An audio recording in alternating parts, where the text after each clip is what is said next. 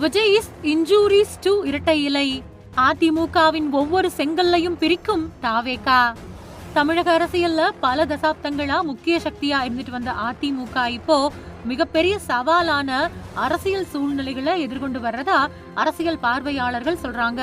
ஒரு காலத்துல ஆட்சியையும் எதிர்கட்சி அந்தஸ்தையும் மாறி மாறி கைப்பற்றின அதிமுகவோட முக்கிய நிர்வாகிகள் அப்புறம் முன்னாள் அமைச்சர்கள் தொடர்ந்து தமிழக வெற்றி கழகத்தை நோக்கி நகர்றாங்க அப்படிங்கிற தகவல் அதிமுக வட்டாரத்துல பெரிய அதிர்ச்சியை ஏற்படுத்தியிருக்கு. குறிப்பா எடப்பாடி பழனிசாமி ரொம்பவே பெரிய சிக்கல்ல இருக்கிறாரு அப்படின்னு சொல்றாங்க.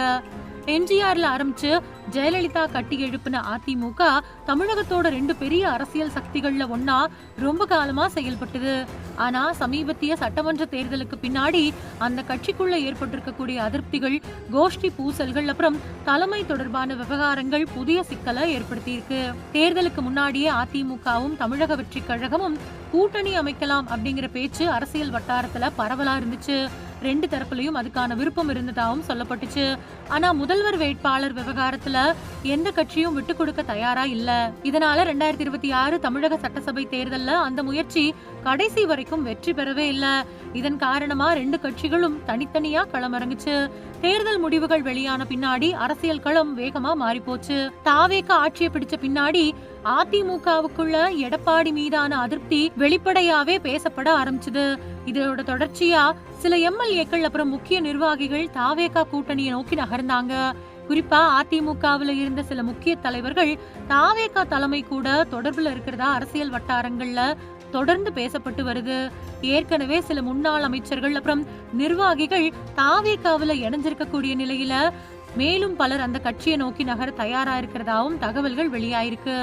இந்த நிலையில அமைச்சர் ஆதவ் அர்ஜுனா தெரிவிச்சிருக்கக்கூடிய கருத்துக்கள் இந்த விஷயத்தை மேலும் தீவிரப்படுத்தி இருக்கு. அதிமுகவோட பல முக்கிய நிர்வாகிகள் அடுத்த சில மாசத்துல தாவேகாவுல இணைய வாய்ப்பு இருக்கிறதா அவர் சொல்லி இருக்கிறதா தகவல்கள் பரவிக்கிட்டு இருக்கு. இதனால அதிமுக தொண்டர்கள் மத்தியில கவலை உருவாகி இருக்கு.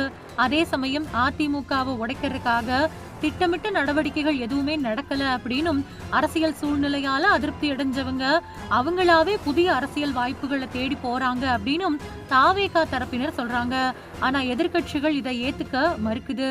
ஜெயலலிதா உயிரோட இருந்த காலத்துல அதிமுகவை யாராலையும் அழிக்க முடியாது, அது ஒரு குடும்பம் அப்படின்னு பல தடவை சொல்லியிருந்தாங்க.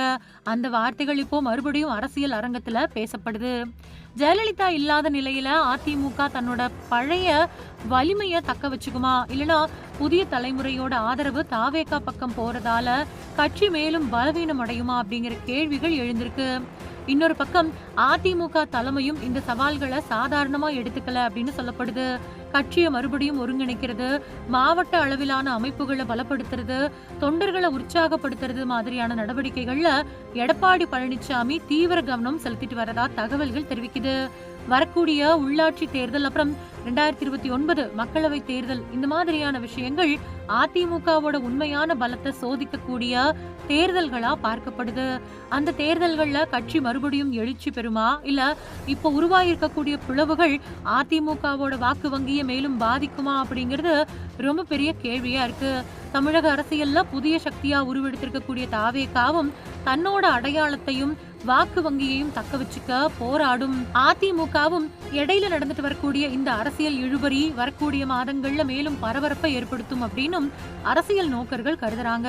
ஜெயலலிதா உருவாக்குன அரசியல் கோட்டை தொடர்ந்து உறுதியா நிக்குமா, இல்லனா ஒவ்வொரு செங்கல்லையும் உருவி தாவேகா அதை பலவீனப்படுத்துமா அப்படிங்கறத காலம்தான் தீர்மானிக்கணும்.